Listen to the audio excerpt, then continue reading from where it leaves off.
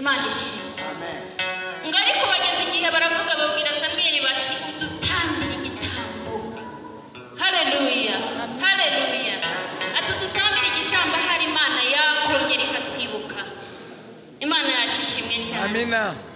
Ngo Samweli yenda igitambo aratamba. Muri icyo gihe barongera baribesha Abafilisitiya. Erega Abafilisitiya b'icyo gihe mu by'ukuri n'ubu ngubu umwuka wabo uracyaturwanya, uracyahari ku bakozi b'Imana. Barasitiragoringa, nta mafaranga, ababonye amafaranga baridoroga, barajya mu byaha, nta mahoro ari kuri iyi si. Haleluya. Usibye umuntu uri mu Mana niwe ufite amahoro. Imana ishimwe cyane. Reka mbasabire kugira ngo mugire umwuka w'Imana kugira ngo tuze. Nubona amafaranga unezerwe, n'ubu utayabonye unezerwe kuko ufite Imana. Haleluya. Dufite Imana. Haleluya. Niwuze ngo yatamye igitambo baribesha Abafilisitiya baraza kuko baramenyereye, bagira ngo ni bya bindi.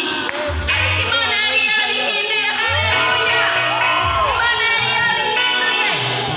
Imana ihindura ku Bafilisitiya. Reka Imana ihindure ku bibazo byawe kuri uyu munsi. Haleluya. Ibihindureho. Imana iguhindurira amateka wanyu muri iteraniro. Numva icyo uvuga kuko nanjye Imana narabibonye ahindura amateka y'ubuzima bwawe.